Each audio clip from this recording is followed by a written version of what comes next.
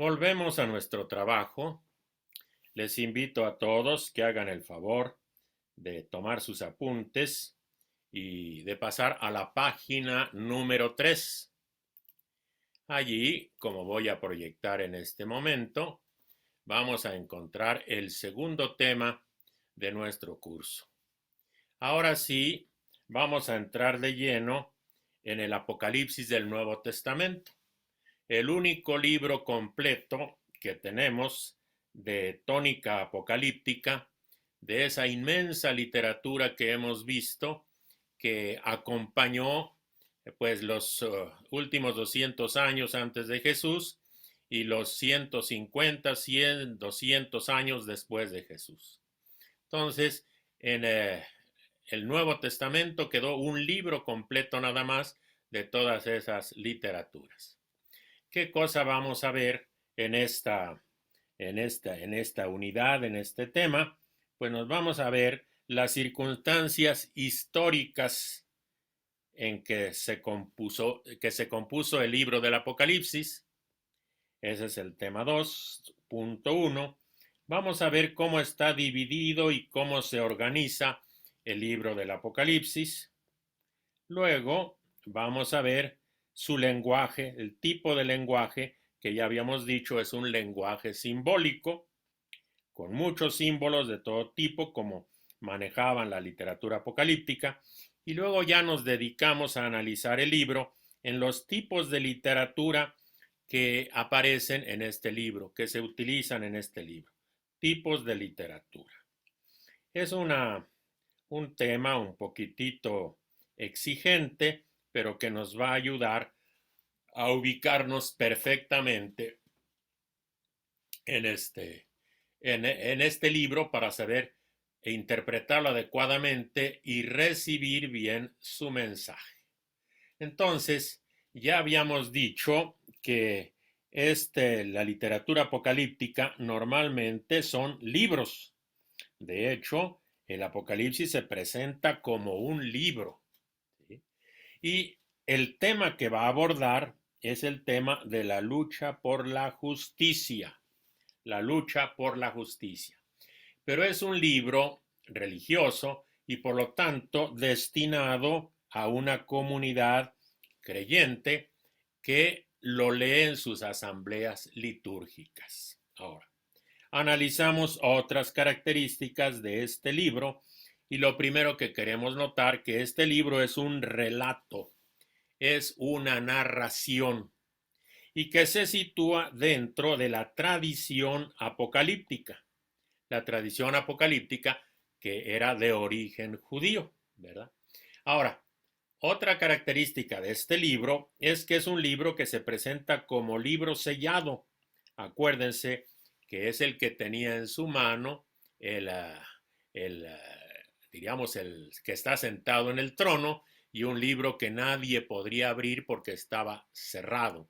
Y va a ser pues el Cordero el que lo va a abrir, el Cordero degollado.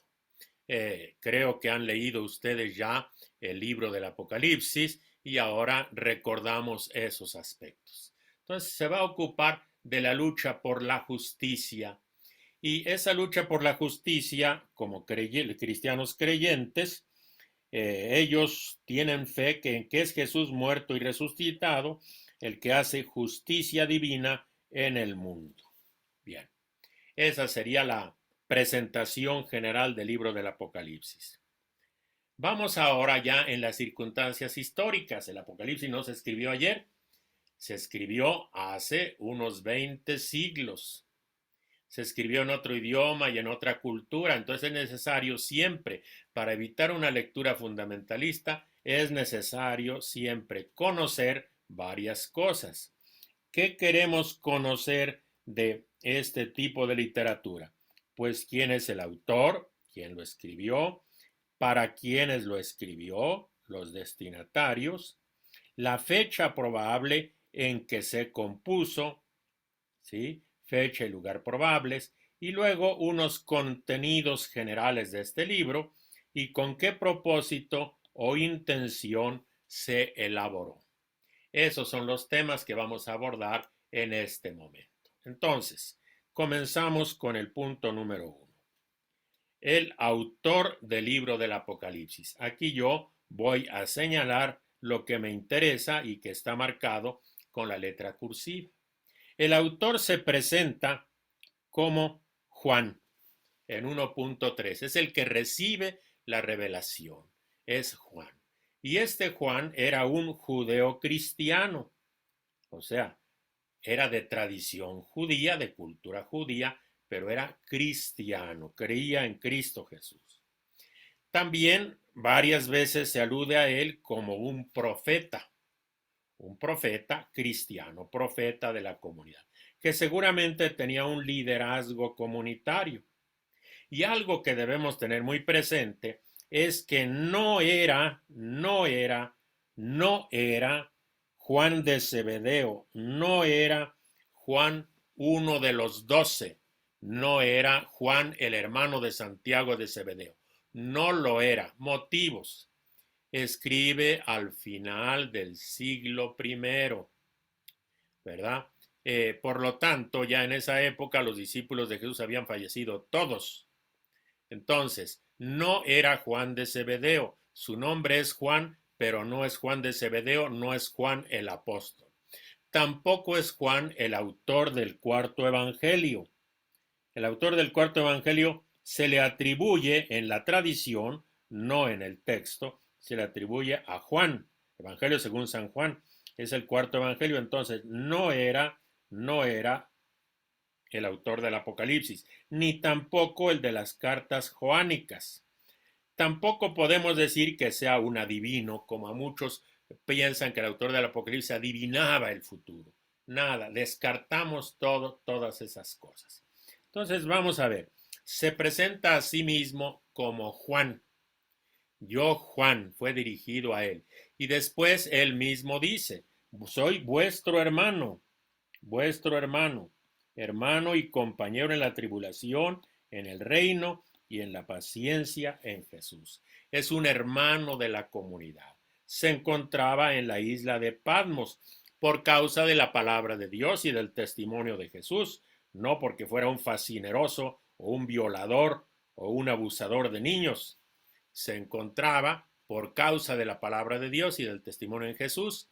Estaba en cautiverio en Patmos. Era un judeo cristiano de cultura judía, porque su lenguaje y su imaginario, su mundo simbólico, es el del Antiguo Testamento. O sea, este hermano judeo cristiano, pues recibe su fuente espiritual del Antiguo Testamento. Entonces, era un profeta. ¿Por qué decimos que era un profeta de la comunidad? Pues porque siempre se alude a los hermanos profetas. Y se le da una orden, tienes que profetizar. Y el que profetiza, pues es un profeta. Ahora, tenía una función de liderazgo, porque él escribe para una comunidad y pretende influir. Entonces está llamado y autorizado para escribir a las iglesias con una cierta autoridad. Y repito, Juan, el del Apocalipsis, el vidente, no es de ninguna manera, no es el Juan del cuarto evangelio, ni Juan el apóstol.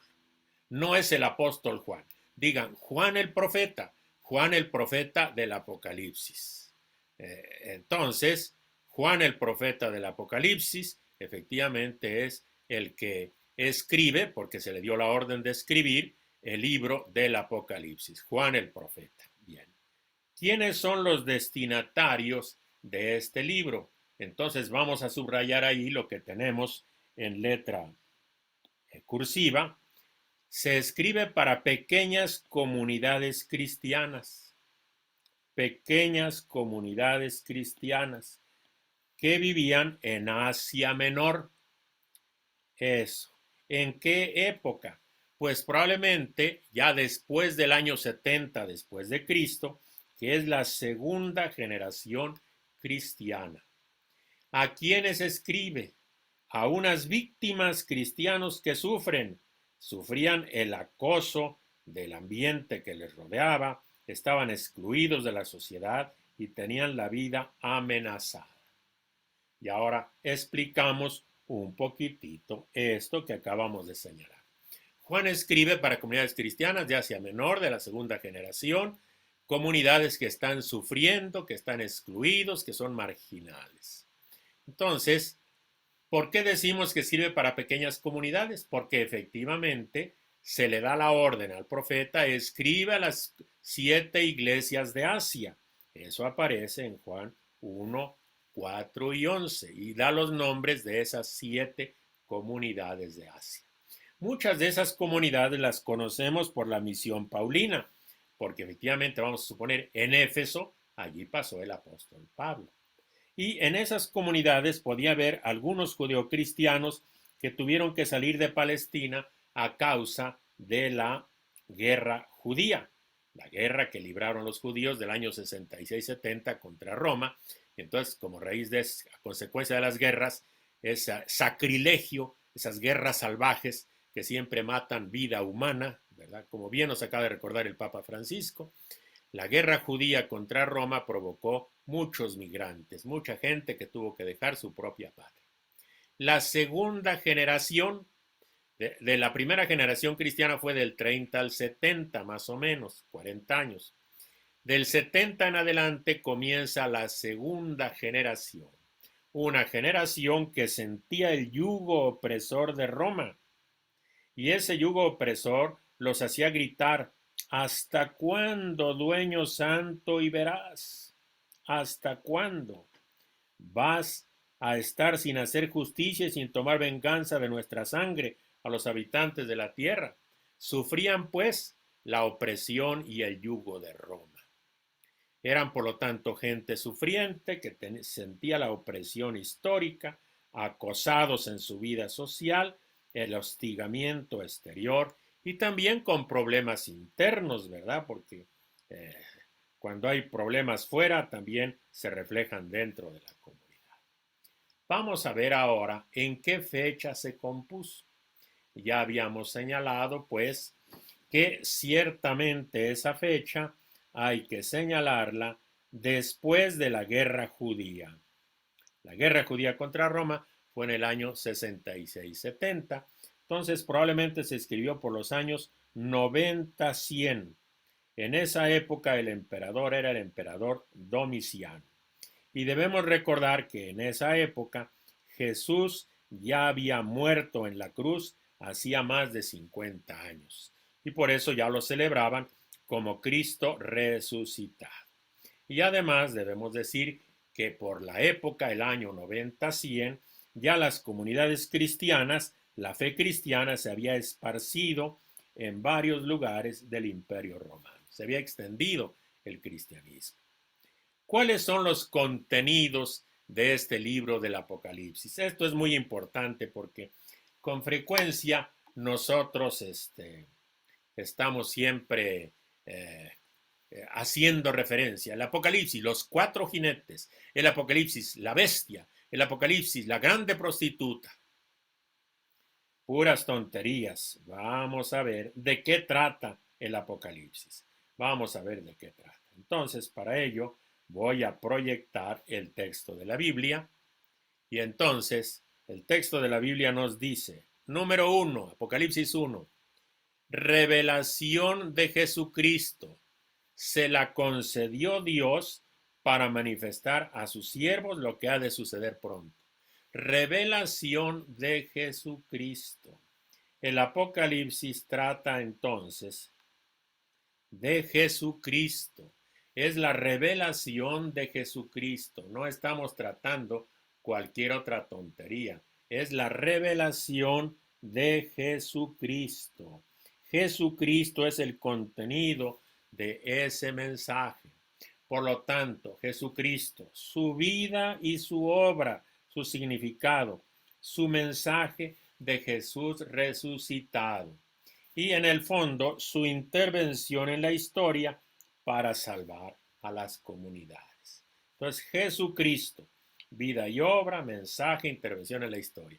Yo les diría, el Apocalipsis es un evangelio escrito en estilo, en una tónica, en un tenor apocalíptico, pero lo que comunica es el Evangelio de Jesucristo, su vida, su obra y el significado de su muerte y resurrección. De eso trata el Apocalipsis. Y también, como se preocupa de que Jesús va a venir a salvar, entonces, ¿cuándo va a venir a salvar? Entonces habla de lo que ha de suceder pronto, como dice en 1.1, y luego dice lo que ha de suceder después. Entonces, cuando la pregunta de los que sufren era ¿hasta cuándo se va a acabar el sufrimiento? ¿Hasta cuándo, dueño santo y veraz, vas a estar sin hacer justicia? Y Dios hace justicia por medio de Jesús. Pero la pregunta de las comunidades es ¿a cuándo va a venir? Y entonces por eso el Apocalipsis dice lo que revela lo que ha de suceder pronto. A ver, vamos a ver. Revelación de Jesucristo se la concedió Dios para manifestar a sus siervos lo que ha de suceder pronto. Y en el capítulo 4 vuelve a señalar, a enseñar lo que ha de suceder después. Entonces, Jesús va a intervenir haciendo justicia y la pregunta es ¿cuándo va a ser justicia? Por eso el Apocalipsis revela lo que ha de suceder pronto y lo que va a suceder después. Bueno, el propósito del Apocalipsis. ¿Cuál es el propósito? ¿Qué cosa quiere hacer con este libro el profeta que lo escribió? Apocalipsis en griego, el término apocalipsis, aquí está la palabra apocalipsis, apocalipto quiere decir revelar, quiere revelar.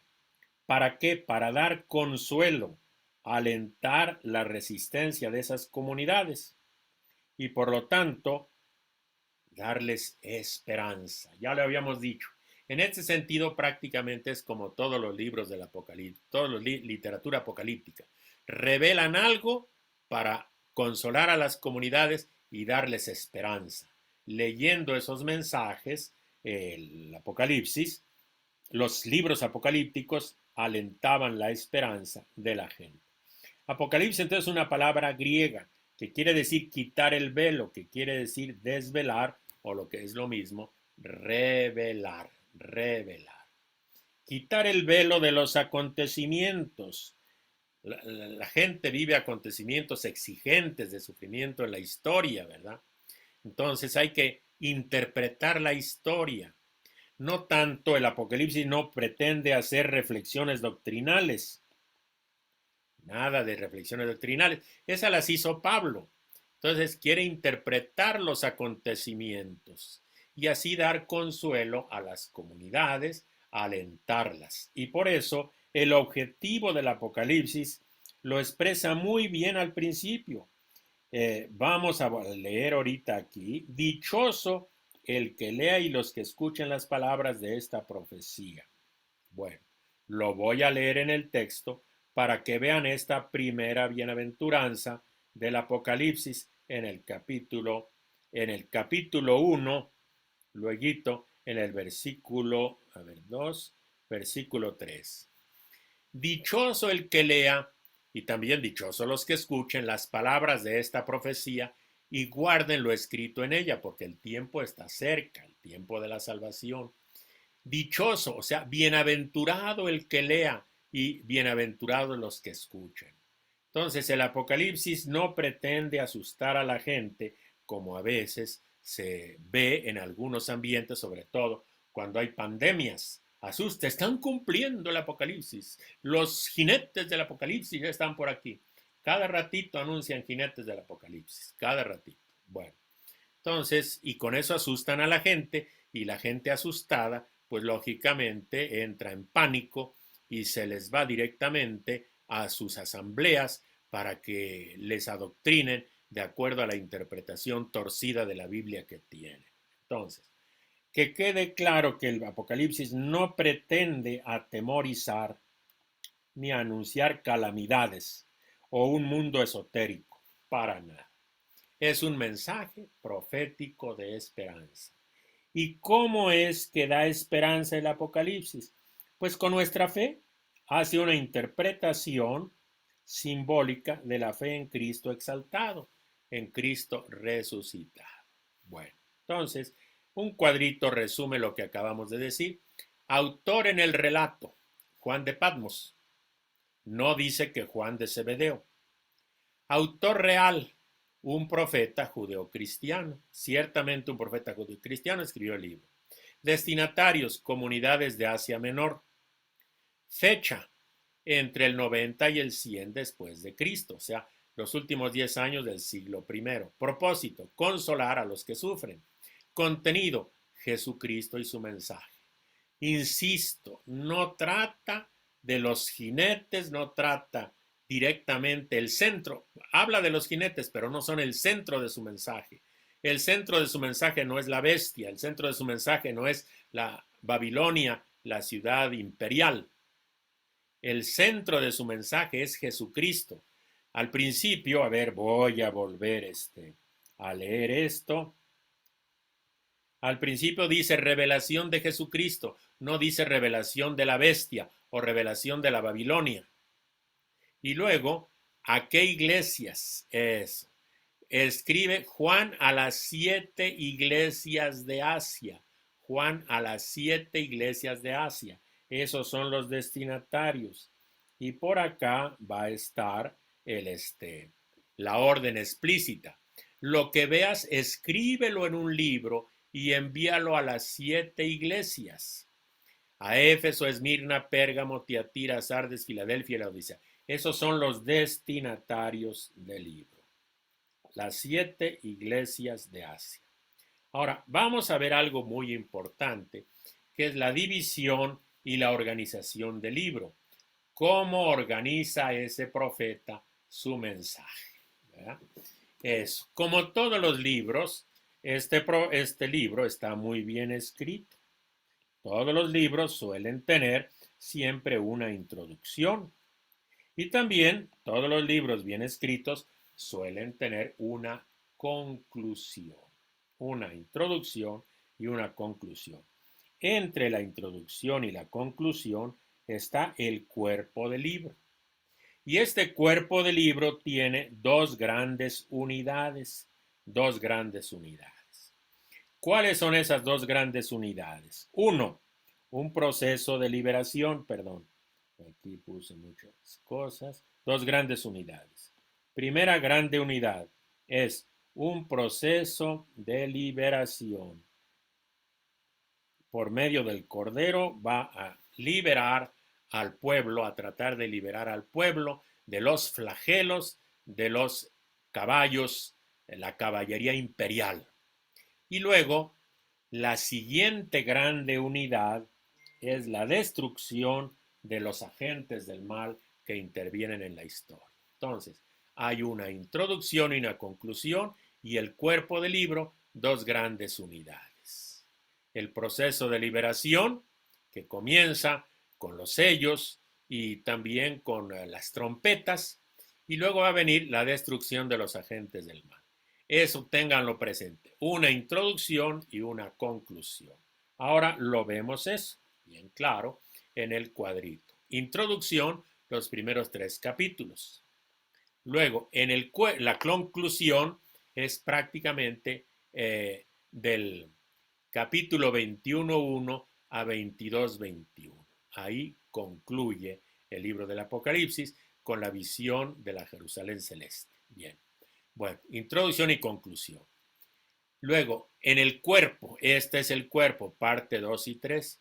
Liberación del pueblo oprimido. Es un pueblo que sufre, que aspira a su liberación. Entonces, espera su liberación y por eso ese pueblo se le va a anunciar su liberación, que es obra de Dios por medio del Cordero.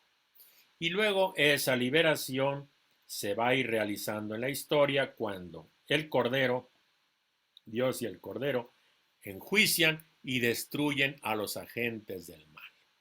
Ahora, esta juicio y destrucción de los agentes del mal va a presentarse por dos momentos que son las 3 grandes señales Luego ya la destrucción de los agentes del mal. Las tres grandes señales de 12.1 a 15.4 y luego la destrucción de los agentes del mal que va del capítulo 17.1 hasta el 20.15, de 17 a 20. Destrucción de los agentes del mal. Bueno, ahora, este cuadrito sintético lo vamos a ir desarrollando. Yo les envié un texto donde está el texto de la Biblia de Jerusalén, espero lo hayan leído, y allí aparece este cuadrito como, diríamos, sobrepuesto al texto. ¿Sabes? En lugar de poner los subtítulos que pone la Biblia de Jerusalén, yo puse estos subtítulos precisamente que están tomados de algunos libros sobre el Apocalipsis y que me parece a mí que les ayuda a entender mejor el mensaje. Vean ustedes las partes del libro. Una introducción y luego al final la conclusión. Y en medio está el cuerpo, secciones. Primera sesión o primera grande parte, número 2, liberación del pueblo oprimido. Y luego, segunda parte del cuerpo, número 3, juicio y destrucción de los agentes del mal. Bueno, vamos a ver ahora qué tenemos en la introducción. En la introducción tenemos dos partes, un prólogo y un saludo. Y luego unas cartas, las 7 cartas proféticas, que comienzan en el capítulo 1 cuando se ve a Cristo resucitado, que da la orden de escribir a esas 7 iglesias. Y luego viene la lectura de las 7 cartas del capítulo 2, versículo 1 al 3, 22. Entonces, prólogo, origen y objetivo del libro, ya prácticamente lo leímos. Saludo epistolar 1, 4, 8. Vamos a verlo en el texto, estos elementos. A ver, en el texto 1. Aquí está la introducción, la presentación del libro.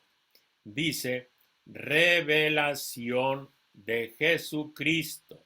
Revelación de Jesucristo. Eso. Se la concedió Dios para manifestar a sus siervos lo que ha de suceder pronto. Es una revelación de parte de Dios que quiere manifestar lo que ha de suceder pronto. Y envió a su ángel, aquí está el ángel mensajero, acuérdense, el mensajero divino, el ángel intérprete. Envió a su ángel a dársela a conocer a su siervo Juan. Aquí está el destinatario de esa revelación para que la escriba. El cual ha atestiguado la palabra de Dios y el testimonio de Jesucristo. Esa es su tarea. Juan predica la palabra de Dios y da testimonio de Jesucristo. Y Juan atestigua lo que vio. Juan es el vidente. Y luego, dichoso el que lea. Y aquí entonces está la bienaventuranza. El que lea y los que escuchen son bienaventurados. Y luego viene la introducción epistolar, como se escribían las cartas en aquella época. Juan a las 7 iglesias de Asia, gracia y paz a ustedes de parte de aquel que es, que era y que ha de venir, de parte de los 7 espíritus que están en su trono y de parte de Jesucristo. Entonces el saludo de parte del Padre, del Hijo y del Espíritu Santo. Pero vean cómo presenta a Dios, aquel que es, que era y que ha de venir. Los 7 espíritus de Dios, la totalidad del Espíritu, y de parte de Jesucristo, testigo fiel, etcétera, etcétera.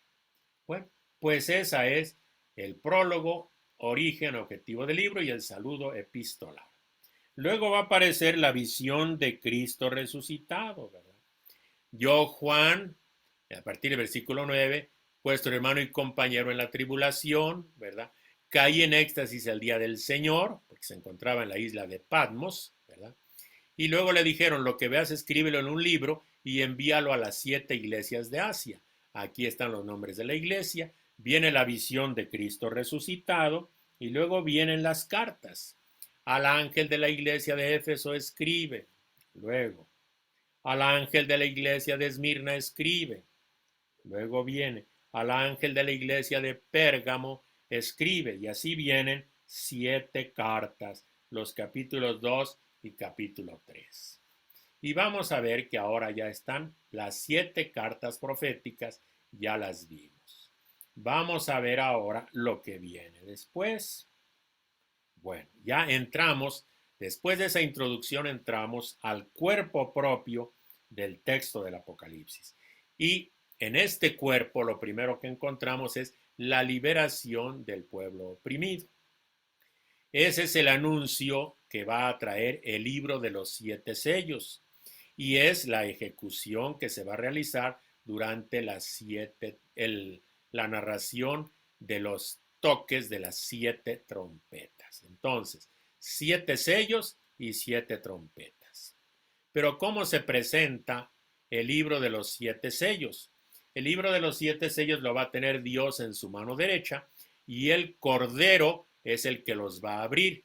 Capítulo 4:1 a versículos 5:14 nos va a contar, o sea, los capítulos 4 y 5 nos va a contar cómo Dios es adorado en su trono, en la sala del trono, porque el profeta va al cielo, y ahí entra y se encuentra en la sala del trono, y ahí Dios es adorado en su trono, recibe culto, pero trae un libro en su mano derecha, y ese libro, pues es, como pensamos, el libro de la historia, el libro de la vida, de lo que sucede en este mundo, pero nadie lo puede abrir porque está sellado. Entonces, el Cordero va a ser el que lo va a poder abrir, el Cordero y el libro sellado, y por eso honran y adoran al Cordero. Y después, como es un libro sellado con 7 sellos, porque así es la historia no es fácil de descubrir, no es fácil de averiguar su sentido, entonces se van a abrir esos 7 sellos que se abren en los capítulos 6 y 7 hasta 8:2. El último sello contiene 7 trompetas. Contiene la revelación de 7 trompetas que van a comenzar a tocar. Pero primero, antes de las 7 trompetas, en el altar del incienso en el cielo, hay un acto de culto, en el altar del incienso. Capítulo 8, versículos del 3 al 5. Y viene después el toque de las 7 trompetas, de 8:6 a 11:19. Bueno, con esto tenemos pues que estas 7 trompetas son medidas de fuerza contra los opresores que salieron en los primeros 4 sellos a conquistar. Medidas de fuerza contra los opresores como las plagas de Egipto, como veremos después. Y luego finalmente, como no se rinden los poderes del mal, como no hay conversión, entonces viene ya la segunda parte del cuerpo del Apocalipsis, que es el juicio y la destrucción de los agentes del mal. ¿Cómo se presenta esta parte? Primero nos van a presentar 3 grandes señales, una primera señal, segunda y tercera. Y luego ya viene pues la escena de la destrucción. Vamos a ver cuáles son esas grandes señales. La primera, y viene el cielo una grande señal, una mujer encinta, la mujer y su hijo. Segunda señal, y apareció en el cielo un dragón rojo, ¿verdad? Que quería devorar al hijo en cuanto naciera.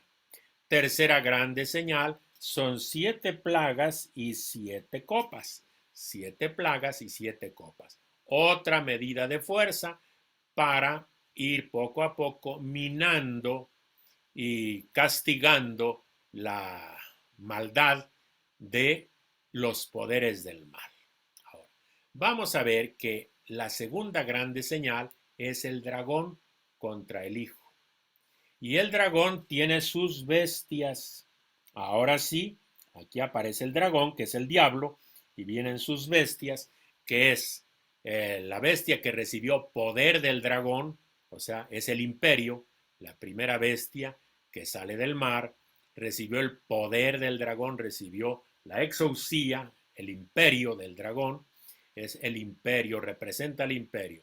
La segunda grande bestia está al servicio de la primera y quiere que todos adoren la primera, es el aparato de propaganda del imperio, el falso profeta, el que manda todas las fake news, pero todas favorables al imperio. Entonces, el dragón y sus bestias, dos bestias. Pero en esa segunda señal aparece la contrapartida del dragón, que es el cordero, y los 144,000 que siguen al cordero. Y van a anunciar un juicio contra esos poderes del mal, el dragón y sus bestias. Bueno, y en ese juicio se anuncian 7 plagas y 7 copas. Es la tercera grande señal. Van a aparecer las plagas como las de Egipto y también las copas de la ira que traen desgracias para aquellos que no hacen caso a la voluntad de Dios. Las copas se vacían y traen desgracia para esa gente. Como no se convierten a pesar de todas esas señales, como el faraón que no se convertía, entonces finalmente interviene Dios y así como intervino y acabó con el faraón y su ejército en el Mar Rojo, así también ahora van a ir destruyendo a los agentes del mal. ¿Cuáles son los agentes del mal? Pues obviamente los agentes del mal que se presentan son Babilonia, la grande prostituta. Luego las dos bestias, la que sale del mar y la que sale de la tierra. Luego va a ser destruido el dragón y finalmente el último enemigo en ser destruido será la muerte. Y el Hades, que es el lugar de los muertos. Eso, la muerte y el Hades. Vean ustedes, al principio se hablaba en la primera, digamos, en los capítulos del 4 al 11, se hablaba de la muerte. Luego apareció el dragón, luego aparecieron las dos bestias y luego apareció Babilonia. Aparece Babilonia al final. Bueno, pues la destrucción de los agentes del mal es por el último en aparecer. Aparece Babilonia y la destruyen. Luego los que aparecieron después, las bestias, luego finalmente el dragón y ya al último, el último enemigo en ser destruido será la muerte. La muerte queda destruida. La muerte simplemente se muere. Simplemente se muere. Y con esto llegamos a la conclusión del libro. La conclusión del libro tiene dos partes, capítulo 21 a principios del 25, el 22, 5, es la nueva creación. Aquí se nos va a hablar de los cielos nuevos y la tierra nueva. Y luego ya viene el epílogo y saludo. La nueva creación entonces nos va a presentar cielo nuevo y tierra nueva. Y viene la nueva ciudad, la nueva Jerusalén. No Babilonia, la ciudad imperial, la grande ciudad, sino la nueva Jerusalén, que es la novia del Cordero y no una prostituta. Y luego ya viene el epílogo y saludo, se certifica el libro, perdón aquí, se certifica el libro, que todo lo que contiene es veracidad, y finalmente viene el saludo de despedida. Y vean, el saludo de despedida es porque el Apocalipsis se presenta como una carta. Voy a ver para que se den cuenta, el saludo último del Apocalipsis es un saludo epistolar. Versículo 22, último versículo. Es que la gracia del Señor Jesús sea con todos. Amén. Es el saludo epistolar. Así termina el libro del Apocalipsis. De esa manera. Bueno, ahora, ¿cómo comunica su mensaje el libro del Apocalipsis? Lo que a veces nos cuesta trabajo entender porque queremos entender el Apocalipsis como si fuera el periódico de ayer o como si fuera un libro de historia. De ninguna manera. Para entender al Apocalipsis, recordar que todos los libros apocalípticos utilizan lenguaje simbólico y por lo tanto el Apocalipsis tiene un uso exuberante de símbolos, muchísimos símbolos. Y como nos dicen los buenos filósofos que han estudiado el símbolo, los símbolos dan que pensar. Nos invitan los símbolos a pensar. El lenguaje entonces del Apocalipsis es fundamentalmente simbólico. Esto quiere decir, como ustedes ya lo han constatado, que está lleno de imágenes visuales, ¿verdad? De sonidos, de metáforas, de mitos y de himnos. Sí hay mitos, hay himnos en el Apocalipsis. Por lo tanto, esto nos da, cuando no estamos familiarizados con los símbolos, nos da la impresión de que es un lenguaje cifrado, ¿verdad? Porque hay fenómenos que nos parecen extraordinarios, ¿verdad? Los números que aparecen, el número 7, el número 4, los colores, los sonidos, etcétera, etcétera. Todo eso es un uso de un lenguaje muy propio. No es como los evangelistas que comunican el Evangelio de Jesús narrando sus enseñanzas, sus actos de poder, ¿verdad? Aquí lo presenta la misma enseñanza, pero con muchos símbolos, con muchas metáforas, utilizando colores, utilizando sonidos de trompetas y así nos invita a pensar. Bueno, vamos a ver ahora, a recordar algo que ya hemos visto, que vieron ustedes en el curso medio, una introducción al lenguaje figurado o imaginativo. Este lenguaje es un lenguaje un tanto enigmático. Es un tanto enigmático porque vemos, no sé, la bestia, la grande bestia, vemos el dragón, vemos libro sellado, uy, se nos parece algo rarísimo.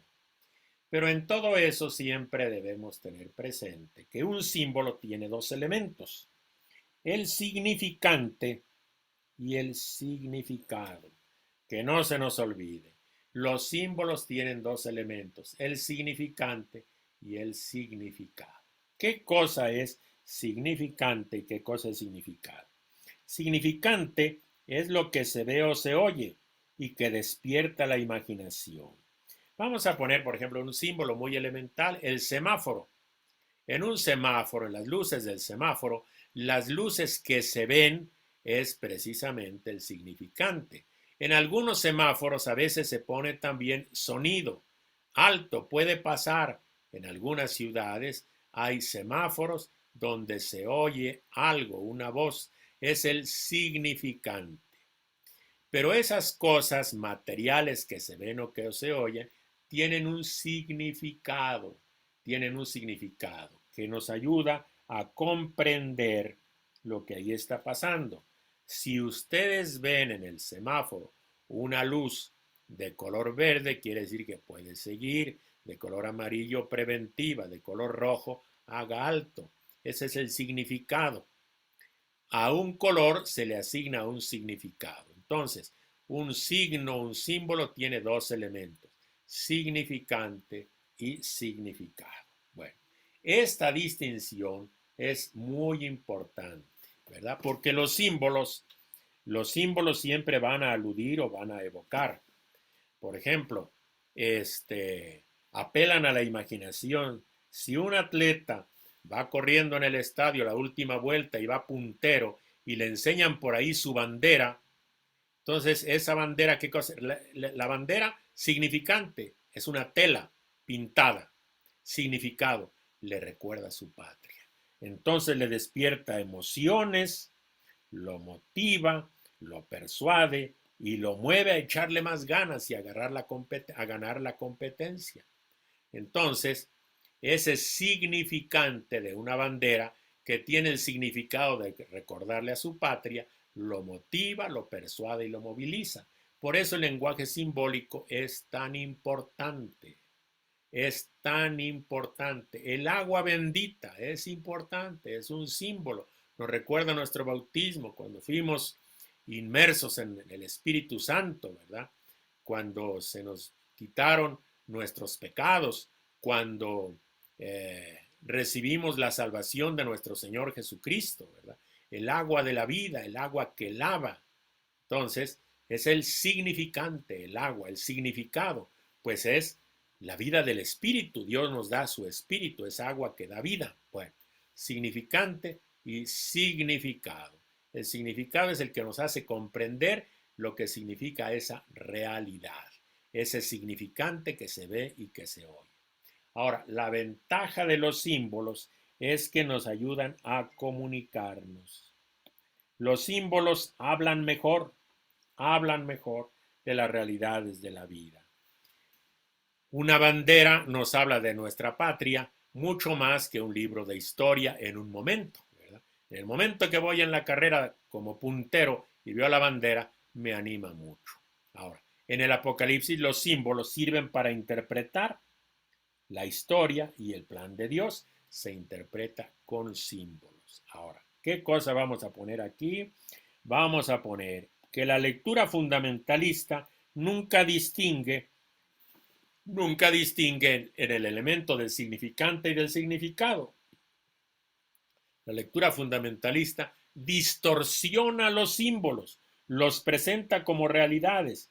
Y un fundamentalista cuando va a la playa cree que de momento va a salir la bestia que sale del mar, ¿verdad? Con sus 7 cabezas y con sus cuernos, y ya la está buscando. Piensa que efectivamente eso que para nosotros es un símbolo, un significante, para comunicarnos lo horroroso que es un imperio opresor, ¿verdad? Entonces ellos piensan que es un animalejo que va a salir y les va a aparecer ahí por la playa. Entonces consideran que esos símbolos son descripciones de la realidad histórica, tal cual.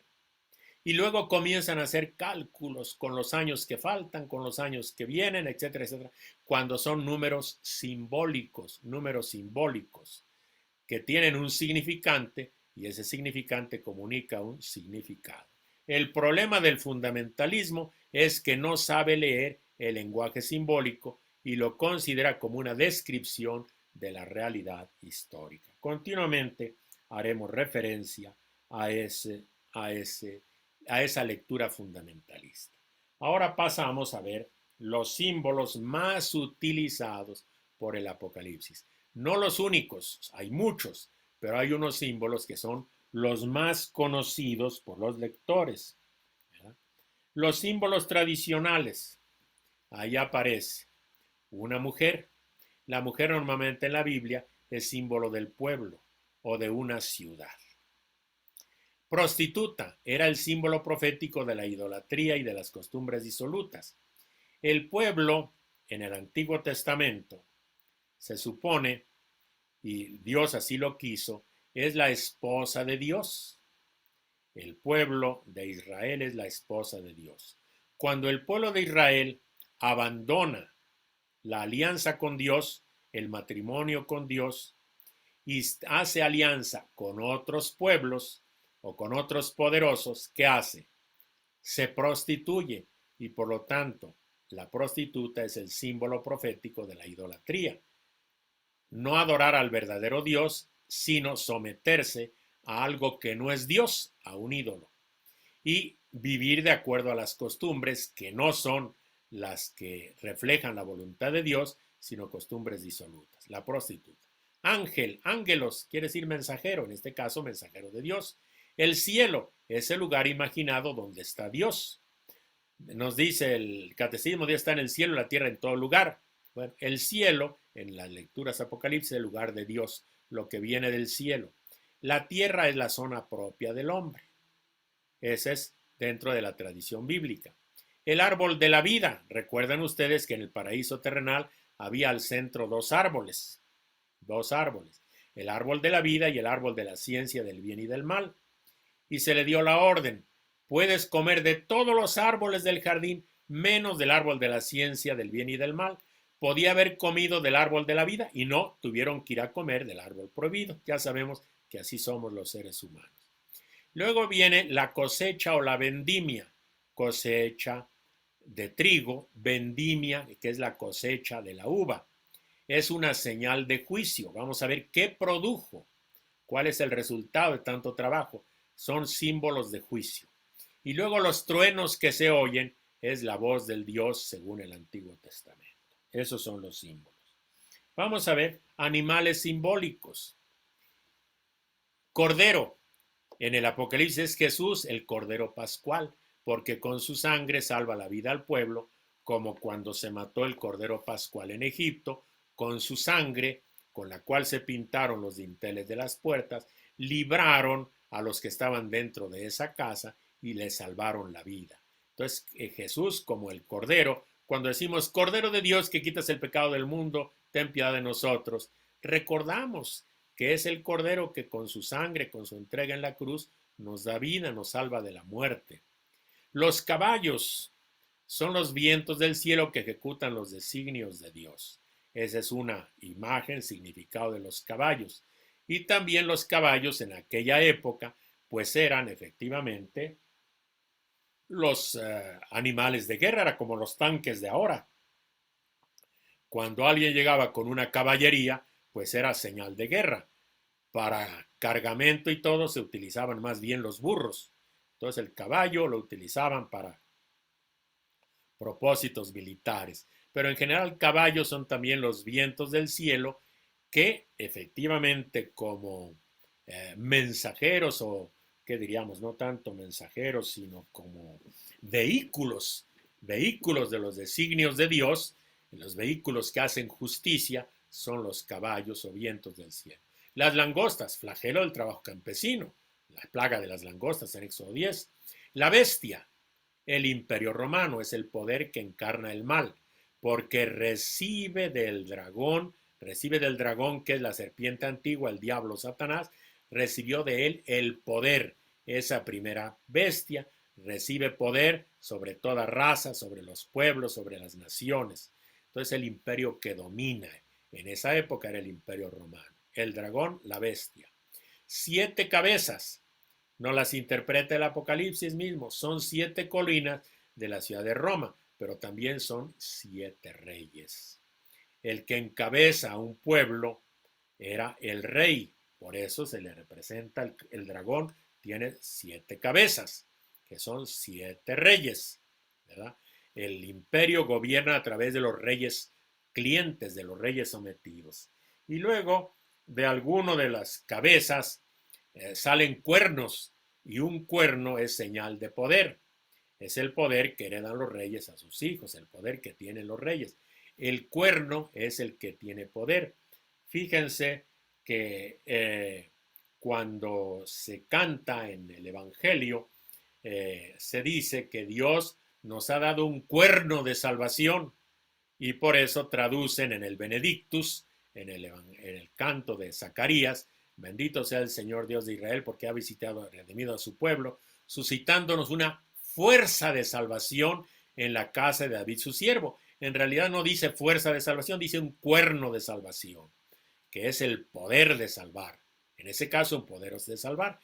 Cuando vemos que las 7 cabezas tienen 10 cuernos, pues quiere decir que tienen poder. Los reyes tienen poder. Bueno, vamos a ver ahora los números simbólicos. El número 3 es lo divino y lo antidivino. Hay Padre, Hijo y Espíritu Santo, pero también hay dragón y 2 bestias. Bueno, 3,5. 3,5 es la mitad de 7. Es un periodo limitado de tiempo de prueba y persecución. Las desgracias a veces acontecen y duran 3,5 años, que también se expresa como 42 meses o como 1260 días, la mitad de 7. 3,5, mitad de 7. Tiempo limitado. 7, el tiempo completo. Número 4 es la tierra, todo el mundo creado y visible, los 4 horizontes, los 4 vientos, los 4 caminos, la tierra. El número 7 tiene el 3 divino y el 4 terreno, por lo tanto es la perfección y la plenitud. El número 7 aparece 55 veces en el Apocalipsis para significar perfección y plenitud. 3 divino y 4 terreno. Bueno, otro número, 7 menos 1 es el 6, que es lo imperfecto. Y 6, 6, 6, por más que le agrega 6, podría ser una triple imperfección o una total imperfección. Nunca llega a 7 por más que le añade 6. Es el número de la bestia, por más que se esfuerza en aparecer dueña de la historia, nunca llegará a ser la dueña de la historia. El número 10 significa una totalidad, algo total, algo que está, diríamos, completo, es el número 10. El 12 es 3 por 4, 3 divino, 4 terreno, 3 por 4 es 12, lo completo. El Israel de las 12 tribus, todo el pueblo, todo el pueblo. La iglesia o el nuevo Israel de los 12 apóstoles, los 12 apóstoles de Jesús, la sucesión apostólica completa que transmite el Evangelio. 144,000, 12 por 12,000 es el Israel de Dios. 12 tribus, cada tribu 12,000, entonces el Israel de Dios. Colores simbólicos. Color blanco. El color blanco es el color de la victoria, el color de los que vencen. Por eso cuando nosotros vamos a bautizarnos, llevamos el color blanco, el color de Cristo resucitado, porque así aparece Jesús resucitado, vestido de blanco. Y luego cuando en cabeza va sobre un caballo, va montado sobre un corcel, el corcel es blanco, el blanco victorioso, la victoria, la alegría, la dignidad, la salvación y la comunión con Dios. Por eso nuestro color litúrgico es el color blanco, el color de la Pascua, el color de la resurrección. El rojo, pirros, es el color de la violencia, el poder sanguinario. Recuerda la sangre de los mártires. Por eso la prostituta está marcada con ese color rojo. El color negro, color de la muerte, de la impiedad y la desgracia. Nosotros seguimos teniendo en nuestra cultura el color negro como color de luto. Otro asunto que tenemos que considerar al estudiar el Apocalipsis es el lenguaje mítico, que nos crea unos problemas muy serios, porque a veces el mito no lo entendemos bien. Pensamos que es una descripción de la realidad. El mito es lenguaje simbólico, por lo tanto tiene, ¿qué cosa? Significante y significado. Entonces, el mito, vamos a marcar aquí unas cosas para que no se nos olvide, es una narración que interpreta la realidad, es una narración que interpreta. Significante, la narración. Significado, la interpretación de la realidad. Narración, relato, lo mismo. Es el significante, significado, la interpretación. Por lo tanto, tenemos que decir que el mito es un modo de decir la verdad, un modo simbólico de comunicar la verdad. Ahora, en el mito hay ficción, o sea, el significante es un relato ficticio. En el mito siempre hay ficción. El relato es ficticio, pero en ese relato ficticio hay una nueva visión de la realidad. Entonces, que no se nos olvide, el mito es una forma de comunicar la verdad con un significante y un significado. Significante y significado, una forma de comunicar la verdad. Ahora, vamos a ver que aquí lo resume. El relato mítico es el significante. Eso no sucede, pero eso necesita ser interpretado. Ahora, lo que sí sucede es la historia. La historia sí sucede, pero en el relato mítico esa historia se alude, pero no se narra en el relato mítico. Vamos a suponer algunas cosas. El relato mítico de el dragón y sus bestias. El dragón nos lo presenta como una serpiente antigua. Así aparece el relato. Alude a la serpiente del paraíso, ¿verdad? Ustedes no tienen que pensar en una viborita que anda por ahí, que anda hablando, o una viborota, un viborón grandote, ¿verdad? Que anda por ahí y platica. Así se relata, es el relato mítico, es simbólico, es el significante, eso no sucede. Ese significante sirve para interpretar y por eso al dragón se le presenta de una manera fea, como un dragón, un animal horripilante, el origen del mal, el diablo, Satanás, como un dragón, para que nosotros entendamos lo peor, el mal, la maldad, ¿verdad? Y la bestia también, la bestia, animal horroroso, que sale del mar con 7 cabezas, cada cabeza 10 cuernos, etcétera, etcétera. Entonces, lo horroroso. Ese es el relato. Eso no sucede. No anden buscando viborones ni anden buscando bestias en la playa, porque eso no sucede. Pero qué cosas sí tenemos en la historia y qué cosas sí sucede. Mucha maldad en la historia, pero mucha maldad. ¿A poco no hay males en la historia? Ahorita tenemos guerras donde quiera y guerras hechas por gente malvada que han destruido países enteros. Ahorita están destruyendo Siria, están destruyendo Ucrania. Hay guerras, eso sí sucede. La historia sí sucede. Pero en el mito, la historia no se presenta, se alude y se nos dice que el dragón le va a hacer la guerra a los santos y los va a vender. La bestia hace la guerra a los santos y los va a vencer. Si quieren lo leemos para que se den cuenta cómo el Apocalipsis, efectivamente, a través de la imagen del dragón, nos va a presentar algo que es simbólicamente, algo que sí sucede en la historia. Y vamos a ver por aquí la bestia, ¿verdad? La bestia, el dragón le dio todo poder. A ver, aquí dice el versículo 4, ¿verdad? Versículo 4. El dragón porque había dado el poderío a la bestia, ¿está claro?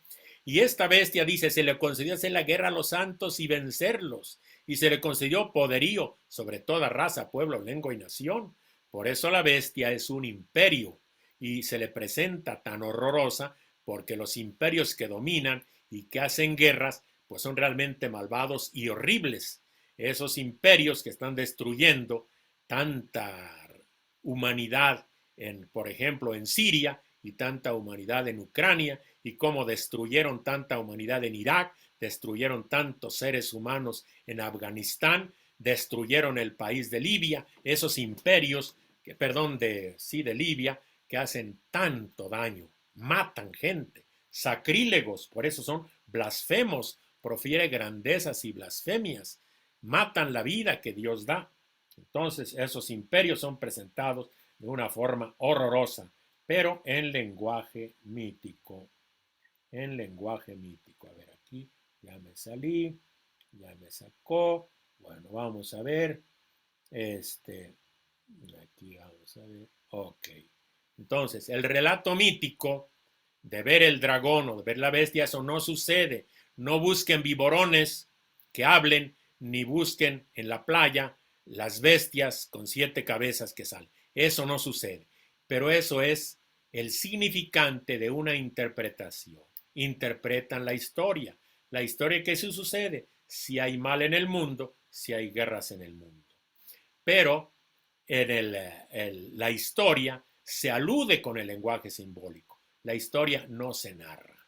Bueno, vamos a ver ahora que ya visto todo esto, en el Apocalipsis hay diferentes tipos de literatura. Diferentes tipos de literatura. El Apocalipsis es un libro en donde se aprovechan muchos recursos literarios. El Apocalipsis es literatura, es literatura.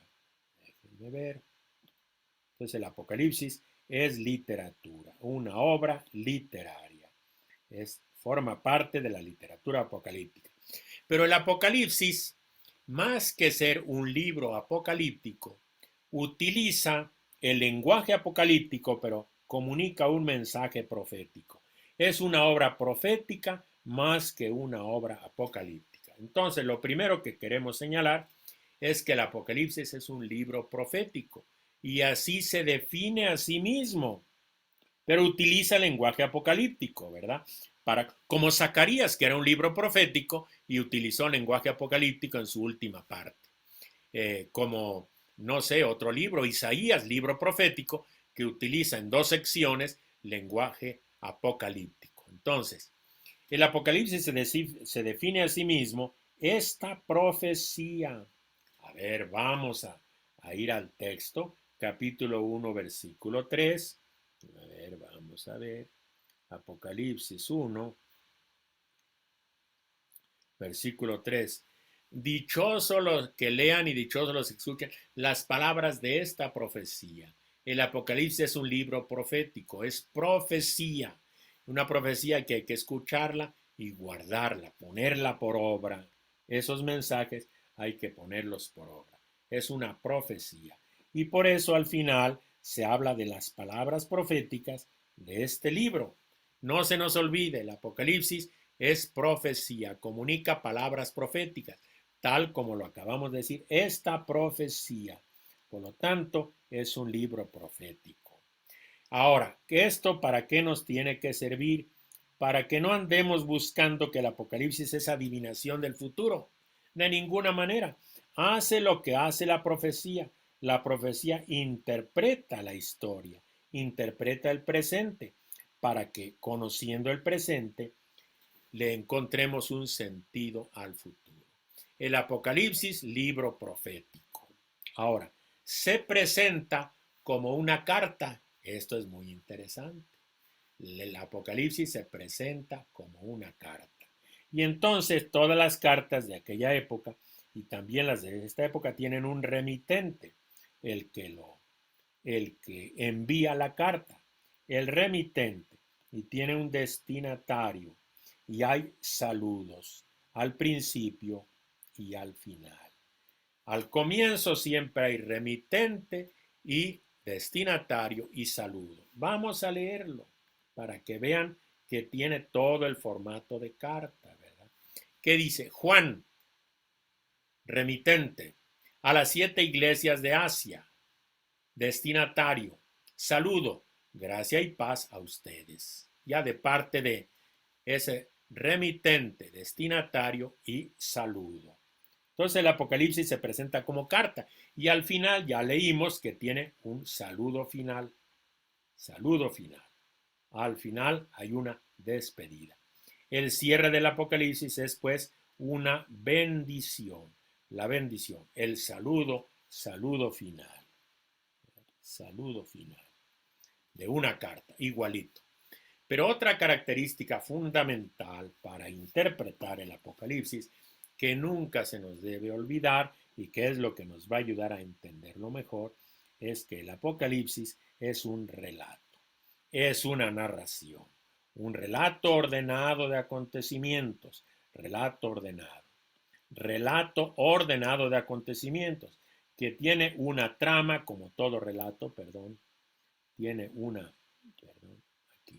una trama que la actúan unos personajes y unos escenarios. El Apocalipsis tiene una trama, unos personajes y unos escenarios, porque es un relato ordenado de acontecimientos en una trama bien organizada, bien tejida. Trama es un tejido, ¿verdad? Un texto bien organizado, donde actúan unos personajes, está Dios, el Cordero, el Espíritu Santo, están sus enemigos, están los santos, etcétera, diversos personajes. En unos escenarios, Dios en el cielo, Miguel en el cielo. Luego al principio la serpiente estaba en el cielo y de ahí Miguel la echó para abajo, ¿verdad? Entonces los escenarios el cielo y luego la tierra. Eso. Y esto es lo que nos va a ayudar a hacer el análisis. En lo que sigue analizaremos ese relato.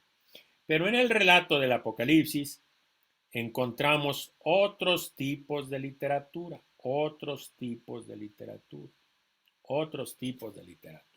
Vamos a ver. Hay relatos de visión, hay relatos de lo que se oye. El profeta ve, el vidente ve, el profeta oye la palabra de Dios.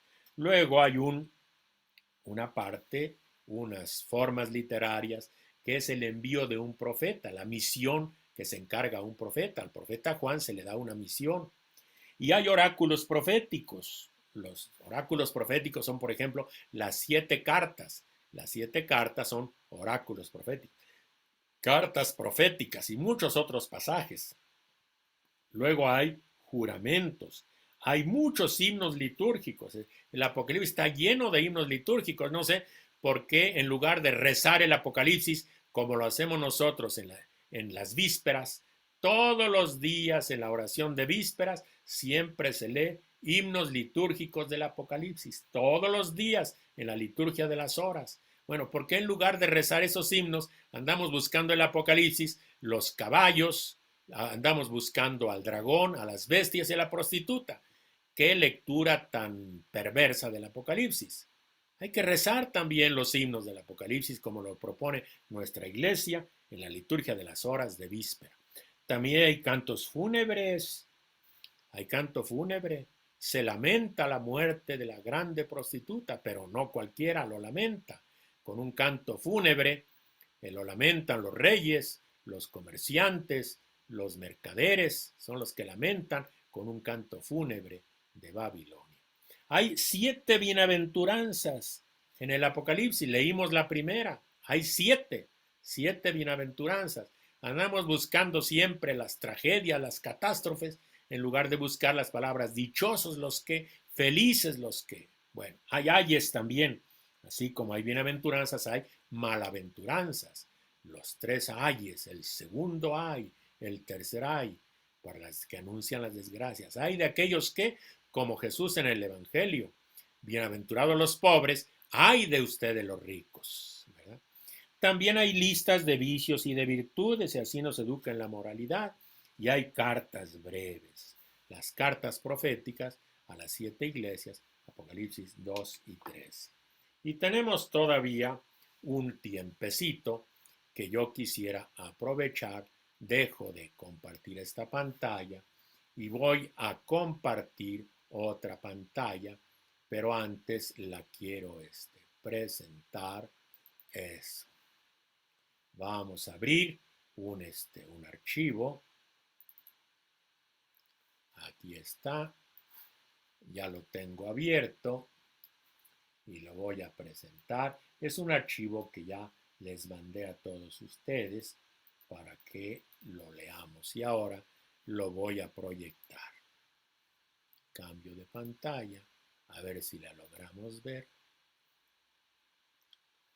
No sé si ya todos ven esa página que yo estoy viendo. Espero que la vean. La pantalla. A ver, del texto del Apocalipsis. Me parece, no me sale todavía aquí marcado el color verde. Quisiera yo volver, dejo de proyectar y a ver, vuelvo a escoger esa pantalla. A ver, compartir. Parece que ahora sí estoy viendo ya. Si no falta poco tiempo, así se los platico. Entonces, Apocalipsis, la introducción, prólogo y saludo. Prólogo, origen y objetivo del libro. Lo tienen ustedes. Si no están viendo mi pantalla, busquen el archivo que yo les mandé. El prólogo nos presenta origen y objetivo del libro. Es una revelación de Jesucristo que la concede Dios por medio de su ángel a Juan, el ángel intérprete. Y comienza con una bienaventuranza, el tiempo está cerca. Después viene el saludo epistolar, Juan a las 7 iglesias de Asia, gracia y paz. Y luego viene todo el saludo de aquel que es, de los 7 espíritus de Jesucristo, y dice muchas cosas de Jesucristo. Luego vienen 7 cartas proféticas, las 7 cartas proféticas, pero son precedidas por una visión de Jesús resucitado. Yo, Juan, vuestro hermano, estaba en Patmos, cayó en éxtasis y le dan la orden de lo que veas va a tener una visión y lo va a tener que escribir y mandar a 7 iglesias. Me volví y vi 7 candeleros, que son 7 iglesias, ¿verdad? Y ahí vi como un hijo de hombre. ¿A quién ve el hijo del hombre? ¿Quién es el hijo del hombre? Es la visión de Jesucristo resucitado, ¿verdad? ¿Por qué digo que es Jesucristo resucitado? Porque aquí claramente lo va a decir. Estuve muerto, pero ahora estoy vivo por los siglos de los siglos. ¿Quién estuvo muerto y ahora está vivo? Pues Jesús, ¿verdad? Eso. Entonces, después viene ya la lectura de las 7 cartas. Carta a la iglesia de Éfeso, a la iglesia de Esmirna, a la iglesia de Pérgamo, a la iglesia de Tiatira, a la iglesia de Sardes, a la iglesia de Filadelfia y finalmente a la última, la iglesia de la Odisea. Y aquí terminan las cartas y viene ya el cuerpo del Apocalipsis. En su primera parte, número 2, liberación del pueblo oprimido, los 7 sellos. Dios y el Cordero en el cielo. Lo primero es Dios, que es glorificado en su trono. Dios está en el cielo. Dice, después tuve una visión y aquí que una puerta estaba abierta en el cielo, está claro. Y la voz que me decía, ven, sube acá que te voy a enseñar lo que va a suceder después. Y ve un trono al que está sentado y luego todo lo que hay alrededor del trono. Ve los cuatro vivientes. Esos cuatro vivientes son el león, el toro, el hombre y el águila, que en el arte cristiano se han utilizado para representar a los evangelistas, que son los que nos revelan a Dios. Y luego el canto del santo, santo, santo es del Apocalipsis. Luego los 24 ancianos que le dan gloria a Dios. Y luego vi también en la mano derecha del que está sentado en el trono un libro con 7 sellos. 7 sellos tiene el libro, ¿verdad? ¿Quién es digno de abrir el libro? Nadie puede abrirlo, y por eso lloraba el profeta, porque nadie puede abrir el libro de la historia. Pareció un cordero. El cordero está de pie, pero está degollado. Está de pie porque está vivo y degollado porque lo mataron, pero está resucitado. El cordero es Cristo resucitado. Y entonces todos lo adoran porque él va a poder abrir el libro. Entonces viene la apertura de los 7 sellos. Abre el primer sello y es un caballo blanco, el segundo sello caballo rojo, el tercero caballo negro, el cuarto caballo verdoso. Y hasta aquí acaba la serie de 4 sellos, 4 caballos. Viene el quinto sello, que esos caballos, caballos de la caballería imperial que salen a conquistar, produjeron mucha muerte. De hecho, el último caballo, ¿verdad? El último caballo se llamaba Muerte. Y lo sigue el lugar de los muertos, como todas las guerras que producen solo muerte, ¿verdad? Ese sacrilegio de la guerra, ¿verdad? Entonces, pero hay guerra, así como hay guerra en Ucrania, que no se nos olvide que hay guerra en Siria y ahí también produce muerte y son 2 imperios diferentes. Bueno, entonces analícenlo bien. Como hay muerte, entonces los que mueren están hasta cuándo, soberano, santo y veraz, vas a estar sin hacer justicia y sin tomar venganza por nuestra sangre de los habitantes de la tierra. Entonces, eso es lo que tiene el quinto sello. Entonces, en el sexto sello, Dios va a comenzar a intervenir para hacerle justicia. Entonces, hay una serie de conflagraciones cósmicas. ¿Y quiénes se asustan con esas conflagraciones? Los reyes de la tierra, los magnates, los generales, los ricos, los poderosos y todos, esclavos o libres. Esos son los que han sacrificado. Los reyes de la tierra son los que matan gente. Los magnates son los que matan gente, ¿verdad? Porque se asustan porque ya va a llegar el gran día de la cólera. ¿Y quién podrá sostenerse? Respuesta. ¿Quién se sostiene? Uno diría, nadie se va a sostener de la cólera del Cordero. Sí, los 144,000 y una multitud. En la tierra va a estar 144,000 sellados. Y luego en el cielo había una muchedumbre inmensa delante del trono. Están en el cielo. ¿Quiénes? Una muchedumbre inmensa, salvados, de toda nación, razas, pueblos y lenguas. Eso se salva. Después viene el séptimo sello, y el séptimo sello cuando se abre hay silencio. Y entonces, cuando se produce ese silencio, 7 ángeles al que se les entregan 7 trompetas. El séptimo sello contiene 7 trompetas que van a ir sonando. Bueno, primero hay una liturgia en el cielo, un altar inmenso en el cielo para darle culto a Dios, que va a comenzar a hacer justicia.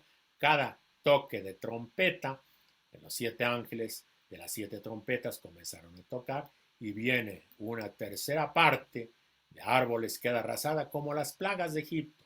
Una segundo ángel, segunda trompeta, tercer ángel, tercera trompeta, cuarto ángel, cuarta trompeta, quinto ángel. Entonces viene la plaga de las langostas, ¿verdad? Que es lo que contiene. Luego viene, ya pasó el primer ay, la primera serie de desgracias.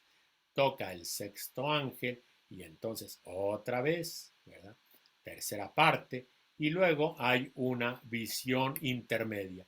Un intermedio que causa suspenso antes de la última trompeta, como un intermedio que era suspenso antes del séptimo sello. Después del sexto sello, un intermedio. Después de la séptima trompeta, un intermedio. Que es un librito que se va a abrir un librito que tiene que tragar el profeta para efectivamente seguir predicando, seguir profetizando.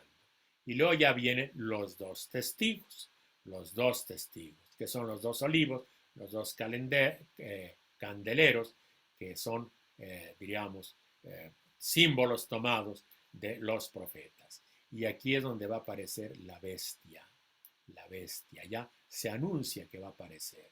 Se anuncia también la gran ciudad, ahí donde su Señor fue crucificado, la muerte de Jesús. Y luego los supervivientes, después de esas trompetas, se llenaron de espanto, porque ya pasó el segundo ay.